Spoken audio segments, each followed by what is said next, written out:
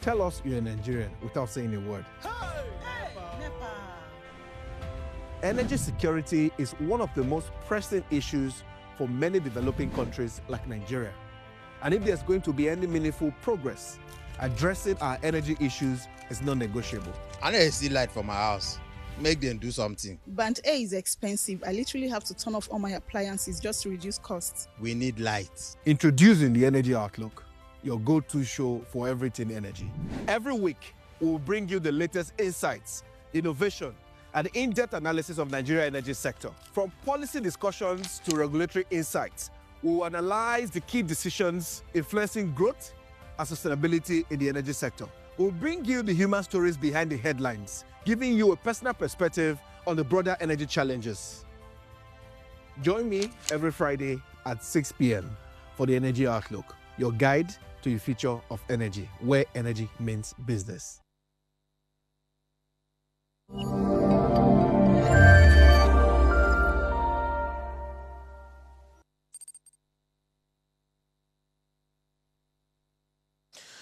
Yes, energy means business here, and welcome to this week of Energy Outlook. My name is Wisdom Chap Jumbo.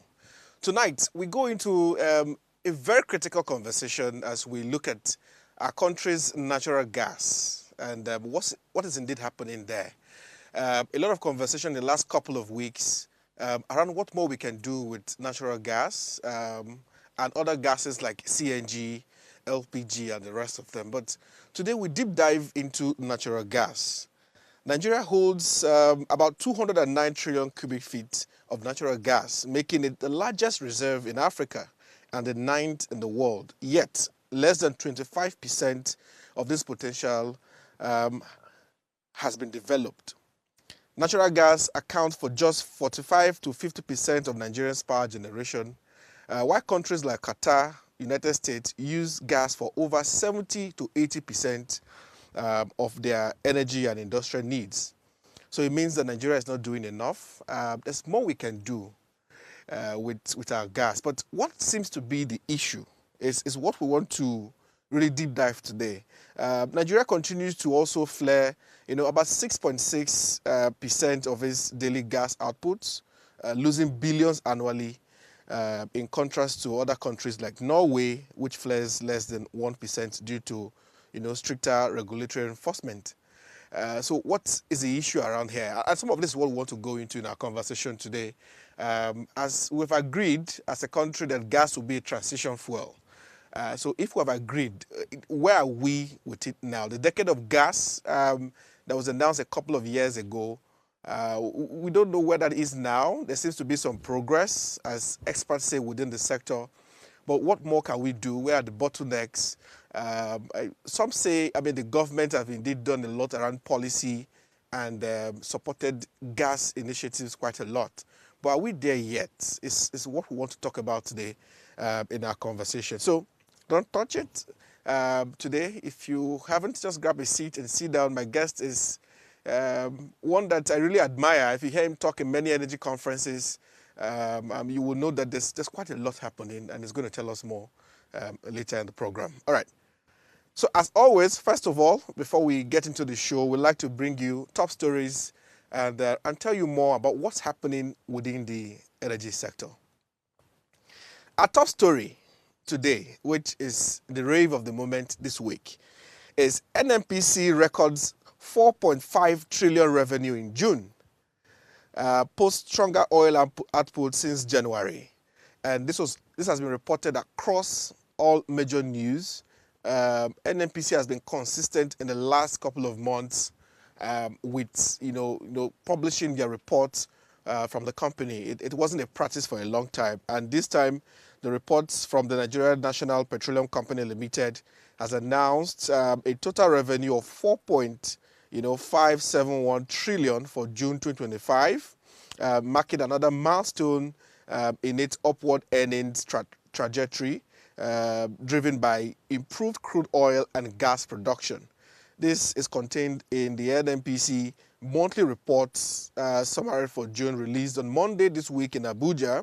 The report indicates a steady rebound in upstream activities with daily crude oil and considered production climbing to 1.68 million barrels per day, the highest level recorded since January 2025. So that's for NNPC. They seems to be making a lot of progress. And we know that the group CEO, Mr. Julari, has also, published his 100 days in office, telling us some of his achievements.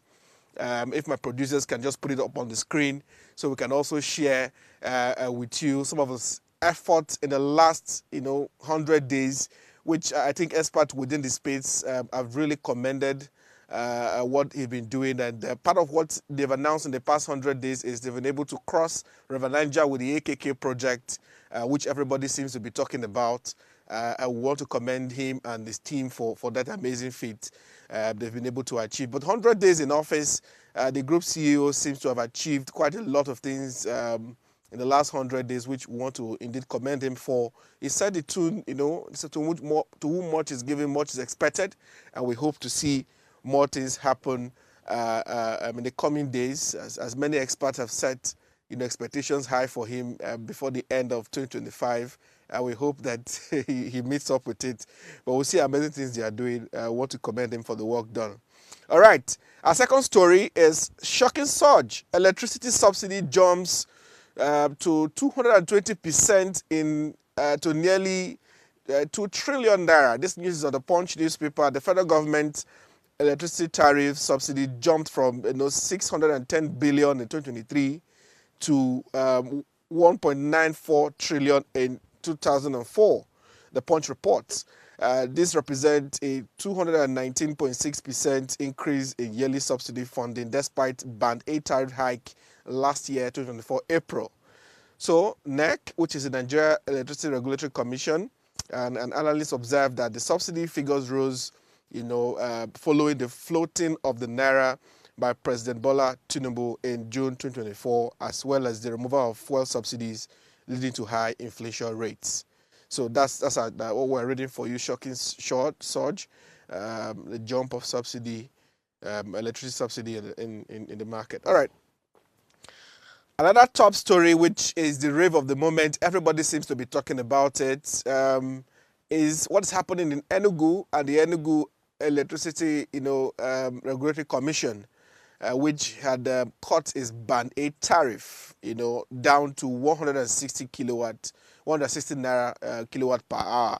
So Genco's kick against what Enugu Commission has done, and the Nigerian power generation companies have, opposed the Enugu Electricity Regulatory Commission plans to cut Band A electricity tariff, warning that this decision relies on questionable subsidies assumption and poses serious risks to the country's fragile power sector. Many experts really have been talking about this. We'll get someone on our next week episode to break this down for us a little bit more. What does it mean? Should we not be happy that there's a cut in the tariff? Why is there some, problems coming out of this? And NEC has, joined the conversation and told people to really calm down, that they're talking with the Enugu Commission to see and understand really what they have done. You remember that from the Electricity Act that NEC had been able to pass, regulatory powers to states, and Enugu is one of those states who has indeed set up their market and policy and been able to receive, full power from NEC to control their market in the state. So this is one of those actions. In a statement issued on Monday, the Chief Executive Officer of the Association of Power Generation Companies, Joy Ogaji, the Genco stated that the tariff revision sets a precedent for all other states and fails to reflect the true costs of electricity generation in the country. So we'll follow these stories. This story will continue to bring you up to speed. But next week, we're hoping to get someone to come help us break it down. Let's have some conversation and see where the issues are. So quickly, our next story is solar mini-grid operators to trade environmental credits for funds to scale operations. Good times are coming, they say, for solar mini-grid operators in Nigeria to start trading off environmental credits for massive funds to scale their operations and reduce last-mile customer costs for solar energy with the unveiling of new solar device called EcoWise.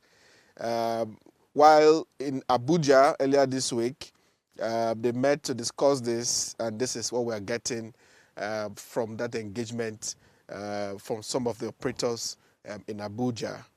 According to EcoWise Program Director, EcoWise Solar Device is a homegrown innovation that represents not just a product but an opportunity to accelerate solar energy adoption through innovative financing with instruments such as carbon credits and renewable energy certificates. All right. So, final story, and then we get into our conversation for the day. Subsidy removal. Turnover profits saw in oil companies as banks borrowing reduced 16.2%. Analysts predict further rise in profits despite declining pump prices. These are indications that the downstream segment of the Nigeria petroleum sector has begun to reap full benefit of the removal of subsidy, as their financial records show huge rise in revenue and profit in 2025. This is really a developing story. You can catch that on Vanguard. It was published earlier this week. It means that the dividends of our subsidy removal seems to be yielding fruit.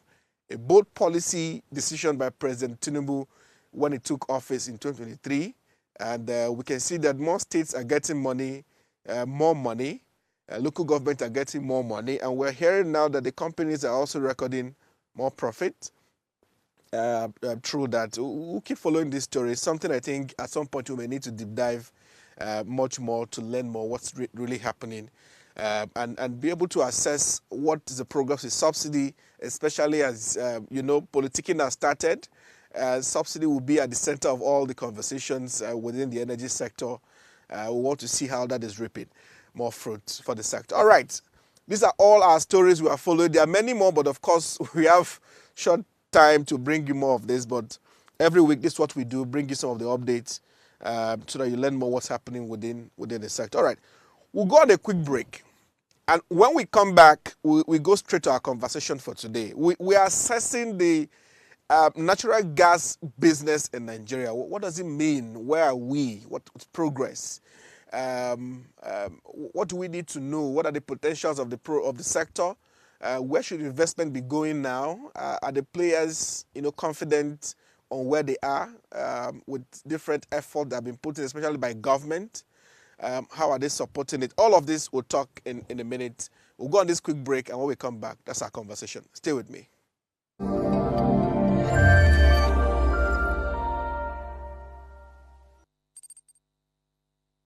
Life is made up of moments, some that fill us with joy, others that test our strength. Welcome to Heartlines. This is our space to explore the highs and lows of human connection, the love, the heartbreak, and resilience that shapes our life. From relationships to friendships, parenting to partnerships, and so much more. Every week, we share stories and conversations that define us, navigating love, separations, the struggles of parenting, dealing with anxiety and managing the pressures and stress of life. Real conversations that bring us closer, helping us heal, grow, and connect. So join me Mondays through Fridays at 10 p.m. for Heartlines, the show where we connect hearts, have real conversations with real people, one story at a time.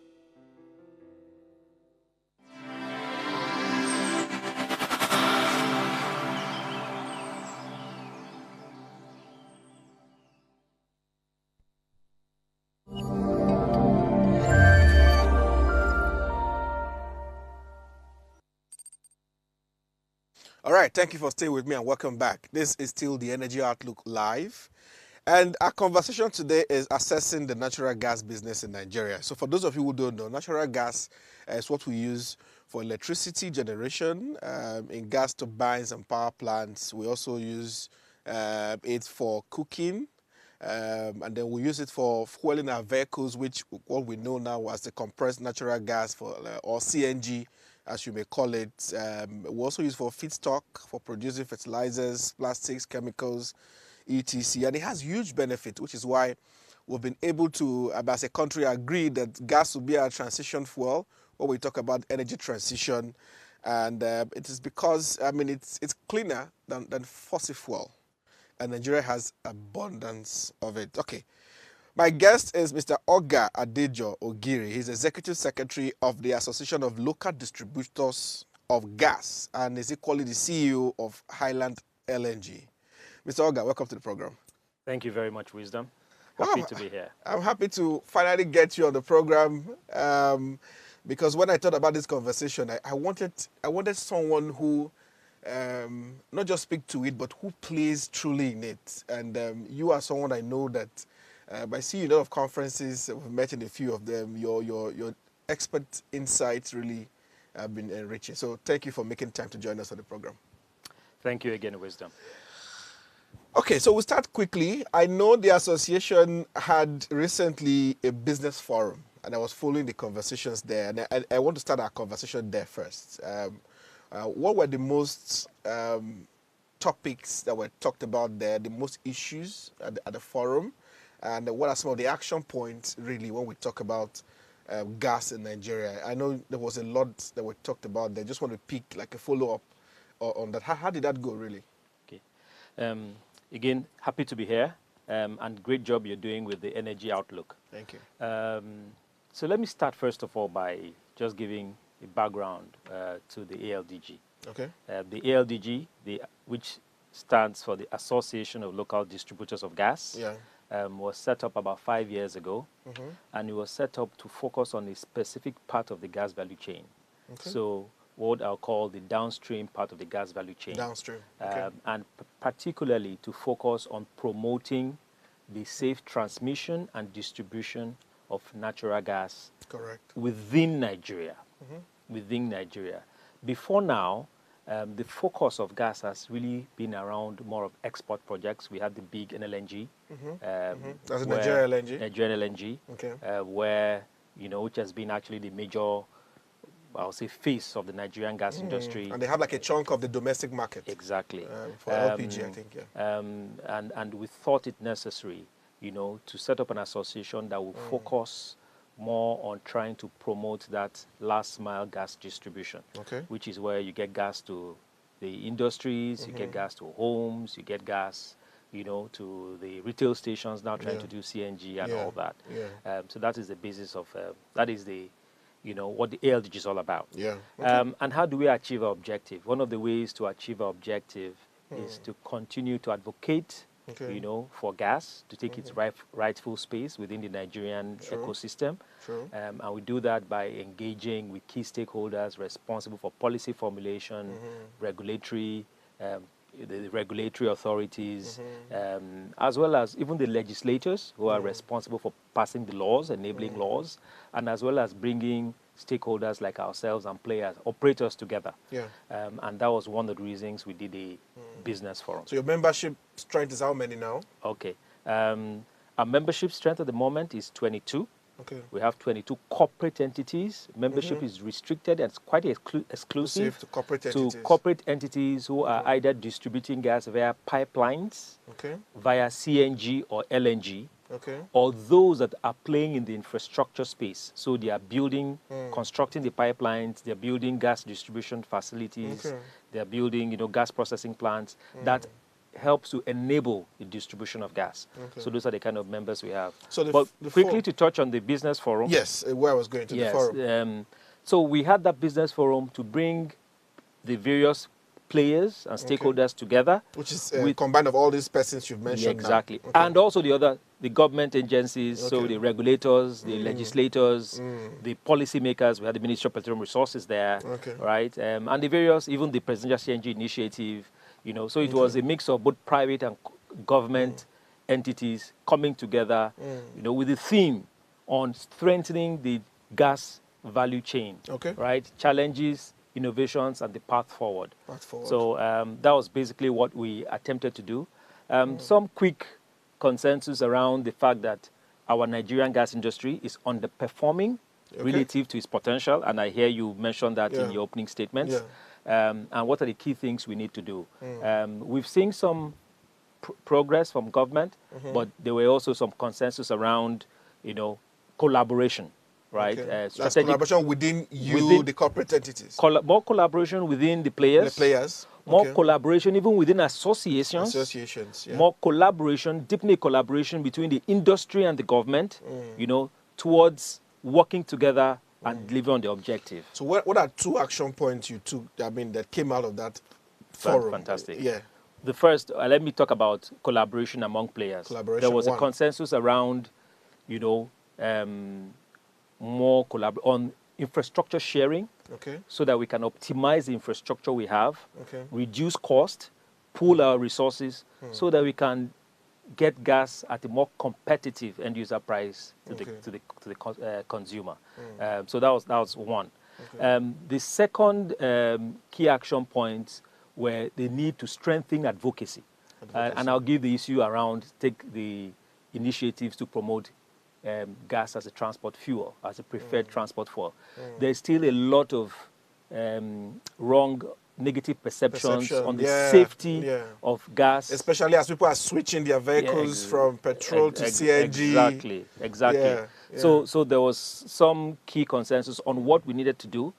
Industry, government, working together to ensuring that we pass that information that gas is actually very safe, actually safer than the liquid fuels we have today, and using that to help see how we can stimulate adoption of gas in our domestic market. And that was like the first kind of forum that you're putting together as an association. Is that correct? Yes, it was. It was. Okay, fantastic.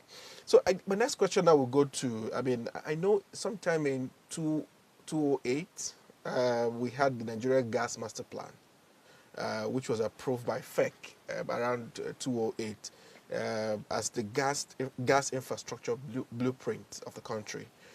Out of that plan came off the AKK project, pipeline project, and all of that. Where are we on this master plan? I want to start from there before we go into other conversation, especially assuring the nation's long-term energy security, which is a major issue as it is now. Good. So I don't know if you want to talk through where is that plan now? If as an association you're monitoring it and you're looking, part of what came out of that plan, I think, is also the decade of gas. Where are we with that plan? Good. Very good question. So let me just step back a bit. You're right. 17 years ago, we came up with the Nigerian Gas Master Plan, which was a well-documented plan, with some policy reforms to make gas more commercially. Before now, gas wasn't seen as a very commercial and viable product. So we came up with some pricing reforms to enable the upstream, to incentivize the upstream, right, to invest in gas, because we had a series of pricing mechanisms to make gas more cost reflective. And we also came up with the infrastructure blueprint, which is required for you to take gas from the sources, to the gas sources, to where the demand centers are. And one of them being the AKK. So if I digress a bit, so the AKK, coincidentally, we just had an AKK forum just yesterday. Yeah, just yesterday. In Abuja. Yes. So the AKK is one of those. Came out of that master plan. The master plan. Today, AKK became a real life project in 2020 under the late President Muhammadu Buhari. And at yesterday, we were told by NNPC that the AKK is at 83% completion. 86%.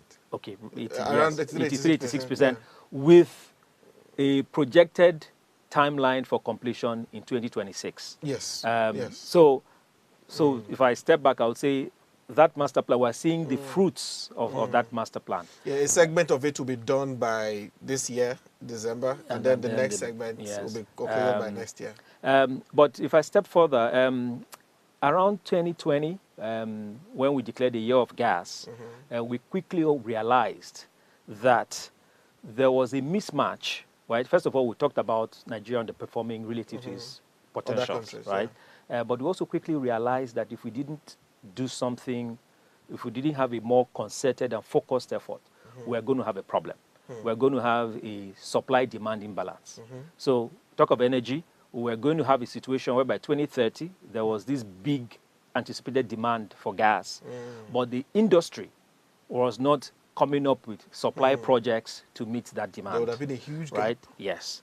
And secondly, there was also all the issues around energy transition, Yeah. right? And the need for countries that had gas resources to begin to think of how to monetize and commercialize those True. resources, or else they stood the risk of having those resources stranded.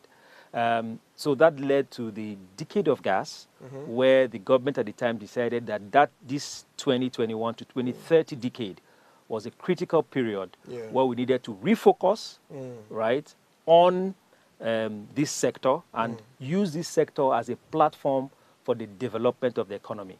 So that's how the decade of gas came in. There was a decade of gas master plan which built on the initial gas master plan. Okay. And today we have a decade of gas secretariat. I happen to represent the ALDG on the in that steering secretariat. committee. Okay.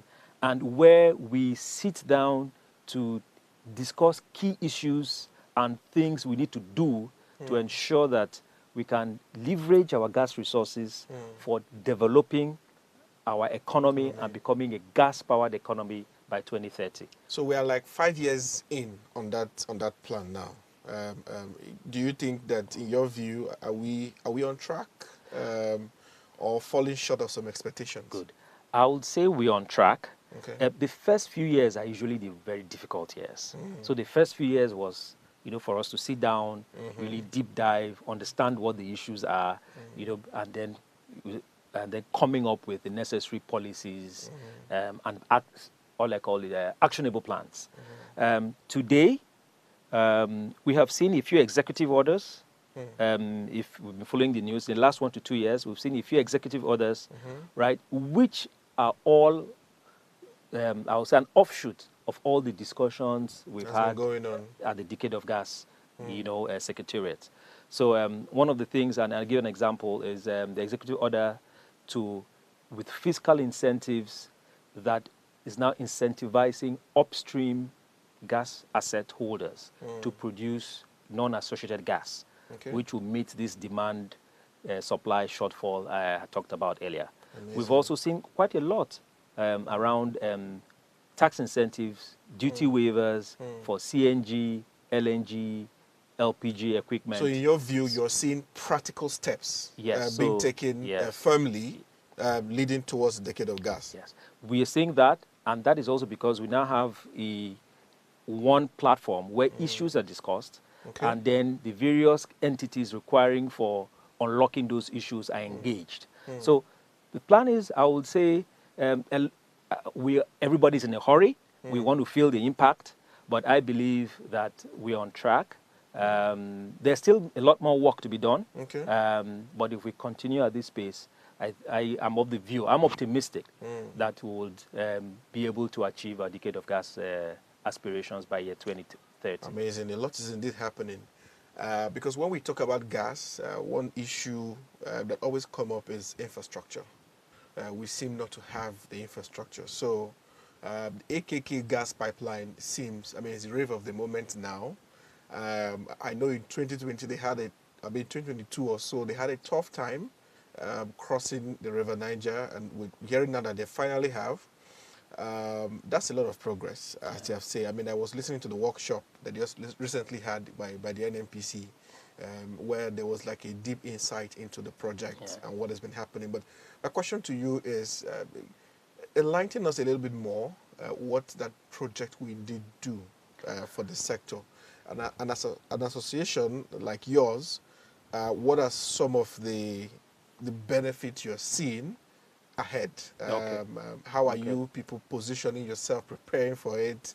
What are your members saying about that project? Good. Okay, for gas, infrastructure is key towards developing a gas market. And let me use an analogy.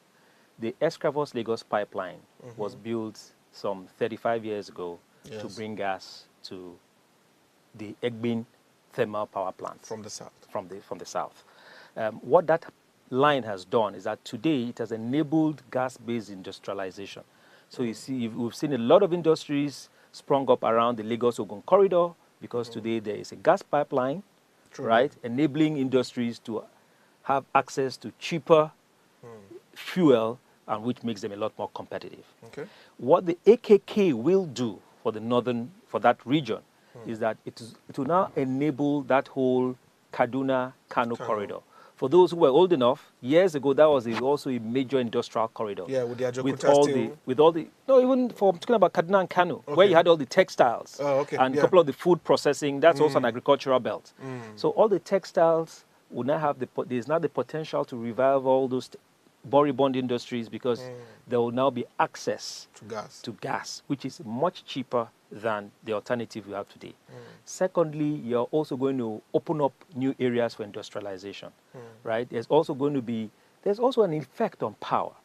We can also now start doing, distributed power or even having large grid power plants, as NNP is already planning on that corridor, reducing issues around transmission losses, and making also the whole power ecosystem a lot more stable. So the knock-on effects are huge. Let me talk about agriculture. Gas is one of you can use gas to manufacture fertilizers. So we can now site fertilizer plants, methanol plants across that corridor, right? Allowing people in that region to have access to more competitive, fertilizer because they are limiting the transport cost of bringing today from the south, right? As well as also opening up that whole corridor for industrialization. And finally, you did ask how our members... Yeah, how you what are you seeing ahead? Fantastic. How are you positioning yourself for them? Good. What are they saying? Today, most of our members have their projects in the southern part and the north central part because our pipeline footprint is limited. Our members are typically doing pipelines, right? So when you have a major backbone, you can now have our members connecting, do what we say the distribution spurs, doing the distribution networks, taking the gas into from the main backbone into the industrial clusters and connecting all the industries, right? So it's a huge opportunity for our members. It's also an opportunity for us to site CNG mother stations, LNG plants along that corridor and take further inland to areas because the pipeline is only along that corridor. It's not going to, pipeline, for example, is not going to Sokoto or Maiduguri today, right? But by the time you site your virtual pipelines, the CNGs, the LNGs, you're making it closer, to serve the stranded market. So it's a huge opportunity. Members are eagerly looking forward to the completion of that project because of the opportunity it provides us to take gas to the nook and crannies of the country. Amazing.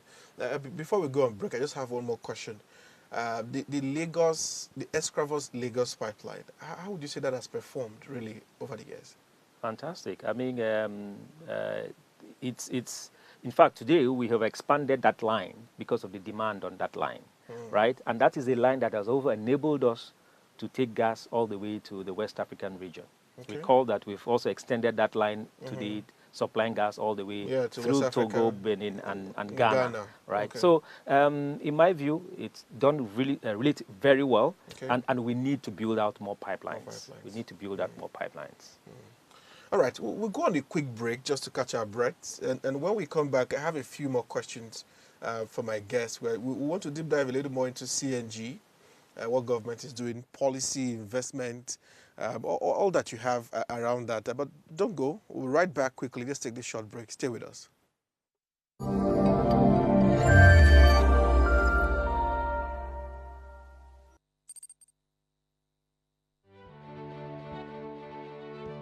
Nigeria, by extension Africa, battles a growing youthful population and with little or no meaningful engagement leaves a ticking time bomb on our hands. We are a blessed continent with great wealth, both in people and material. Our focus on ways remains driving conversations that affects us all. Topics in the news, social concerns, politics, leadership, governance, empowerment, resource management, conflict management, finance, SME sustainability, technological innovation, food security, health, education, brain drain, our well-being, citizenship, and much more. Our goal is to continuously drive these conversations, keep them burning at the table to effect a positive change, both for our nation and continent. Ways What Are You Saying has a secret ingredient that completes the conversation every single episode, and that ingredient is you. Our past conversations shaped our yesterday. To shape our tomorrow, we must keep talking. So, I want to hear you. Be a part of our live conversations Mondays through Fridays. And let's all have our say.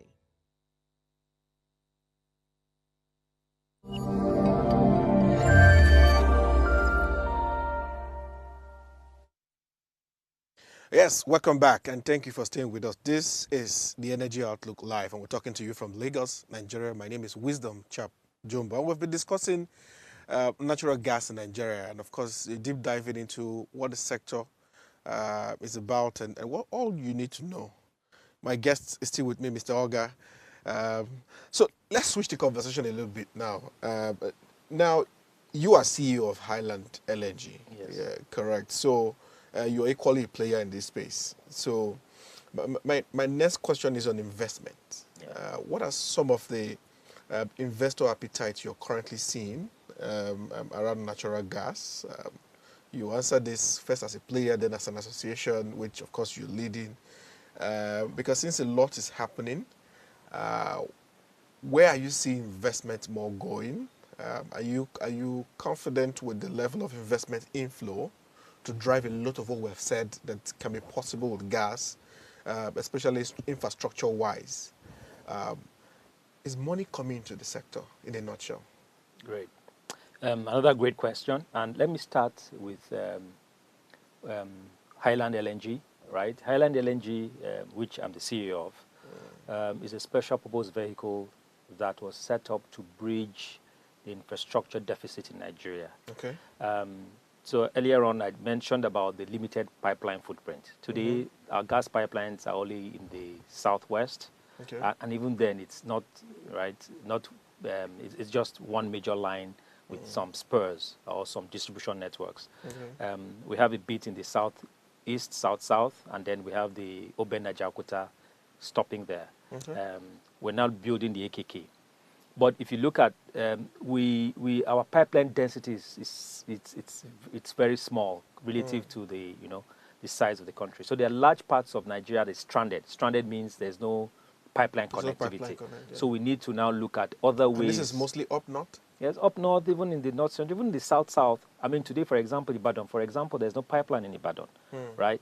So to serve these markets, you have to look at creative ways, which we call virtual pipelines. Either you liquefy the gas, put them in rail or road tankers and take to the markets, or you compress them, put them what we call CNG skids and take to the markets. So that was one of the opportunities, or that was the gap we saw and decided to intervene. Okay. And there's still a lot more. The country is huge. We are a big, we have 200 million people that require energy. You understand? So we need to find more creative ways of providing energy and at a more affordable price, which gas provides us. Yeah. So where do we find the money? Good. The next question. All of this is infrastructure-wise. Yes. Investment. So on one part, let me start with what government is doing, and we must commend, right? The Framers of the Petroleum Industry Act created what we call the Midstream and Downstream Gas Infrastructure Fund. Okay. It's still the tip of the iceberg. That fund is to help to, invest in private sector-led projects, right, that are focused on building gas infrastructure that will also enable, gas supply, gas access. So is that active already? We have seen about 16 companies benefit that fund. Okay. It's a growing fund, right, because it's a fund which is supposed to keep growing. So we expect that there'll be a lot more, beneficiaries from that fund. But we're also seeing major investments come into the upstream part of the value chain, right, based on some of the fiscal, some of the incentives, right, fiscal incentives we've seen that have been granted in that space. So we're seeing the IOCs, we're seeing even indigenous players, right, the members, the independents, indigenous independents, Renaissance, Aradel, fantastic, Seplat, Hez Energies and the rest of them. all us committing to making more investments to bring in more molecules to the surface. Okay. And that is also tied to the demand that we are seeing. I see. A lot more can happen. Okay. Like I said earlier, there's so much more that can happen. I want to see, I'm in a hurry to see so much more happen. But I would say that investments are coming in. Okay. There is, secondly, investments are not isolated from the macroeconomic stability. The macroeconomic stability we are seeing is also now encouraging. You know, one of the things about gas infrastructure is that it's capital intensive, and most times you have to go bring the investments from, most times they are FDIs. So you are getting investments in dollars. When your macroeconomic stability, exchange rate stability, and all those things were an issue, that was difficult. It will, As investors don't see, why should I put my exactly. money? How do I get it out and all of that? Then finally to say, one of the things that is a good signaling for investments is also I'll talk about policy certainty, right? We're seeing that there's still room for improvement. Because investors don't like to invest in an environment that is unstable.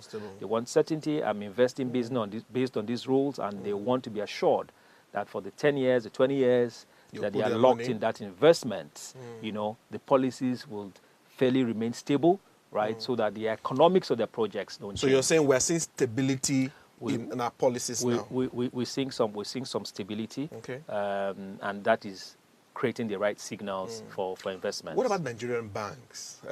Some people have said that maybe the banks are not doing enough. Maybe they still have their own uncertainties on whether they should put money in some of this or not. And as an association, what are you seeing? What are Nigerian banks saying for the kind of investment that you may be looking at for? So that's one area I see some room for improvement. And not to put the Nigerian banks on the spot, but Nigerian banks typically have short-term capital. Okay. The kind of capital required for gas projects is usually patient capital. Okay. The cost recovery times are long. Okay. We need more appropriate, financing terms, tenor, interest rates. So today, we struggle with the kind of structuring and support we get from Nigerian banks, right? Okay. But we're seeing, I think they're also beginning to see, and coming on board, right? We're beginning to see some longer term, debts. We're beginning to see better interest rates, but there's still a lot more that can be done. I, for one, would, for example, want to see banks, first of all, take a bit more, try to understand the sector, and be a bit more bullish about the gas sector. Interesting. So the next question I have in mind now, I want to move to CNG a little more. And my question will come from the angle of many have said that government has shown confidence in the gas sector, and they've invested quite a lot. They've shown a lot of effort. And the presidential, CNG initiative seems to have crowned it all up. How is that going as an association? What are you seeing? Because I know you have members who are also pushing that. What are you seeing now with that initiative? Has it been successful so far in your view? Good. I think the initiative, let me start by saying was initiative that we needed at the time. Right, okay. So I am one of the proponents of fuel subsidy removal. You can argue on how where the money is going, if that has been, but I am one of the proponents, and the presidential CNG initiative was born out of that, right? To promote CNG as the preferred transportation fuel, because CNG is significantly cheaper, right? So that as fuel prices, as PMS prices have risen up because of the fuel subsidy removal, that the masses, we have an opportunity to use a cheaper fuel, because gas offers 40 to 60%, in some cases 60%, discount to petrol. And secondly, because we also have this gas in abundance. So I think it was an initiative that was, that we needed at the time, and secondly, it was good that the government set up that body to drive it. What we have seen is we've seen quite a lot of investments going in the downstream part of the value chain. The CNG is also a value chain. Yeah. So conversion centers, we're seeing retail stations coming up. Unfortunately, there's been some mismatch in the supply side. Yeah. And this is no fault. This is, we need to have an understanding of why that has happened. Yeah. So on the supply side, for you to build what we call the CNG model stations that will supply to gas, the daughter stations, right? It requires time. So we see people go ahead, invest in CNG, the appliances to use CNG, buses, right? But we haven't seen we have seen a commensurate, but it takes some time before the supply infrastructure will become ready. Because as I was saying with you earlier, that when I was in Abuja just a couple of days, I mean, a taxi driver was excited, about the CNG, was very happy. He was telling me all his success stories, saving a lot of money, but he was so sad that before he could get it, buy the CNG product, it takes a long time. They could queue for hours, 4 to 5 hours just to get it. Even though he fills his tank and he could drive all day, longer hours and make more money, but he queues a longer time to get it. So it speaks to what you're just saying, that's a big issue. And just to add, but what is happening is, from where I sit in the association, there's quite a lot of projects under development. Okay. So I expect within the next 6 to 12 months for that to become, materialized? For a lot more, CNG supply to come to the market. Okay. Just for example, it takes an average of 18 months, to develop a CNG model station. Model station is the compression station. Yeah, 18 months. Yes, you have to go and get the land. You have to do what we call the environmental impact assessment. You do 2 seasons. You have to do the dry season and the wet season sampling before you get the EIA permit from the Federal Ministry of Environment. Then you have to now order for the equipment to be manufactured, typically manufactured in China. It's ships down here. You have to do your port clearing. So before all that, it takes an average of about 18 months. And that is if you have all the financing in place. So when you check that, a lot of this presidential CNG initiative has created a demand, right? And a lot of the players who are now investing in the supply have only just started investing in the last, 12. Is there a way we can make that shorter? So, 18 months is long. part of, from the association point of view, we're also looking at how we can shorten regulatory approvals. Okay. Some of it is necessary. You must do the EIAs. And then things also around financing and all the contracting. But I think what I'll say is the industry, things will begin to change in the next 6 months as a lot of the projects, CNG compression stations get commissioned and start supplying CNG to the market. Even the kits also, I just realized the kits, if you want to get it yourself, it's quite expensive, about ₦1 million, maybe 800, $1 million, some places 700. Yeah. And I screamed, I'm like, oh God, I didn't know it was so expensive. While that is expensive, if you look at the cost savings, that's for the kits to change your car from fuel to CNG. Yes. Okay. But those are areas we're also looking. We're thinking people who have some capital can invest there and find structured ways to recover their money over time. And one of the areas we're expecting a lot more, creative financing structures to come in to take that initial, cost of, I would say, switching costs, of consumers and spread it over some kind of credit. Amazing. Structure. So from all I'm hearing you say now, when we think of natural gas business in Nigeria, we see potentials, we see opportunities. There's confidence in growth. We're heading somewhere clearly. Government is supportive. Government is making effort. I've just tried to put in a summary all you're saying. You are confident that probably in a couple of more months, if not years as we go, if we sustain this, especially if we follow that plan with a decade of gas, we're going to arrive at somewhere where you see light at the end of the tunnel? Yes, but that is not to say that we should rest on our oars, right? Okay. There's a lot happening. A lot has happened in the last 4 or 5 years, I would say. There's a more renewed focus on gas. But I would also say that there's also a lot more that we can do. And let me, just say, our gas resources, we have the 9th largest, you read it out earlier, we have the 9th largest gas reserves in the world. Yeah. We could actually potentially be the 4th largest, right? Because we have a lot of undiscovered, I would say, resources, right? That we haven't really spent time to go drill for. But let's stay with the established resources. There are countries with 1/3 of our resources that are producing 3-4 times more gas than we are, that are earning export revenues either via LNG or using gas to industrialize their nations.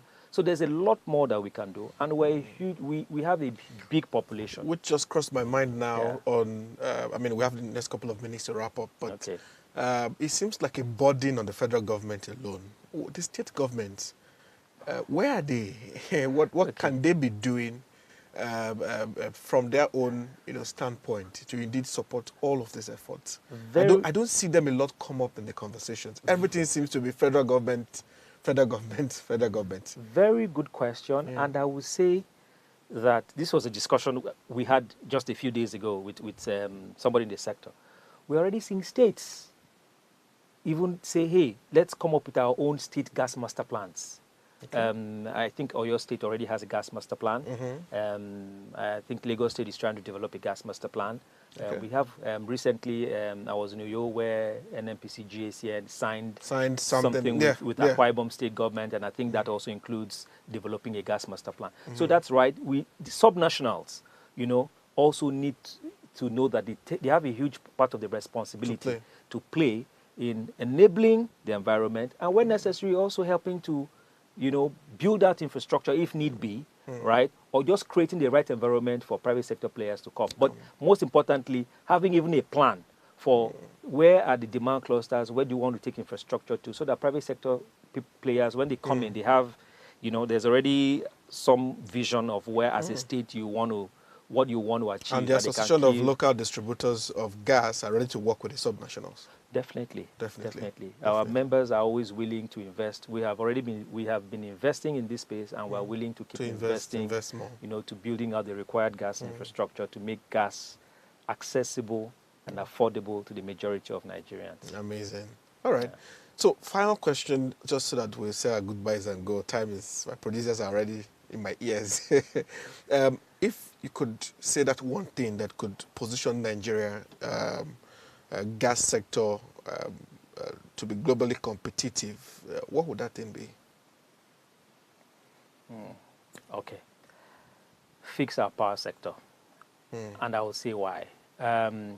So today, our power sector has the potential to consume a significant amount of the gas we have, right? Even more than what we're thinking of export. That's when we look at gas to power. Yes, when we look at gas to power. So if we can fix the power sector, right, and in fixing it, a couple of issues, from the liquidity issues to the infrastructure challenges, transmission, distribution challenges, right, will create a significant demand for gas that will incentivize the upstream producers to produce as much gas that they can. So I would want to say that sector has a key role to play. In turning around the Nigerian gas industry. Gas to power seems to be like a different conversation on its own that, may take us another 1 hour. We didn't even touch on that part so much, as that would be, another part. But thank you so much, Mr. Oga, for the time. I indeed have enjoyed this conversation. So much to learn.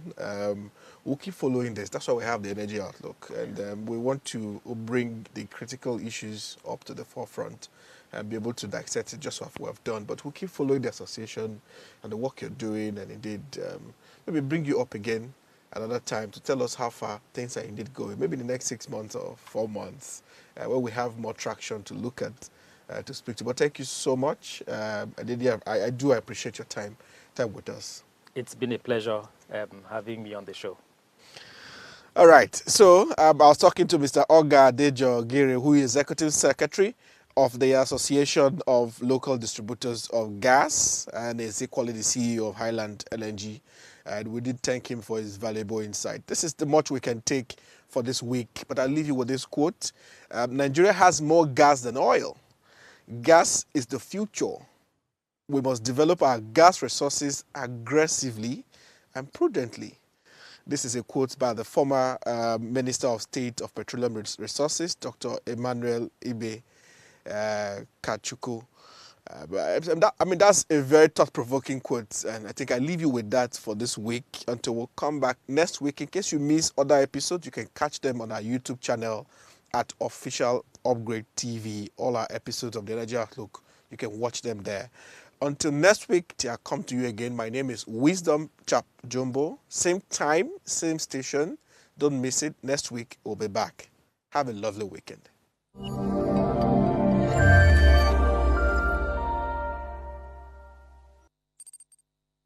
Tell us you're a Nigerian without saying a word. Energy security is one of the most pressing issues for many developing countries like Nigeria. And if there's going to be any meaningful progress, addressing our energy issues is non-negotiable. I need to see light from my house. Make them do something. Band A is expensive. I literally have to turn off all my appliances just to reduce costs. We need light. Introducing the Energy Outlook, your go-to show for everything energy. Every week, we'll bring you the latest insights, innovation, and in-depth analysis of Nigeria energy sector. From policy discussions to regulatory insights, we will analyze the key decisions influencing growth and sustainability in the energy sector. We'll bring you the human stories behind the headlines, giving you a personal perspective on the broader energy challenges. Join me every Friday at 6 p.m. for the Energy Outlook, your guide to the future of energy, where energy means business.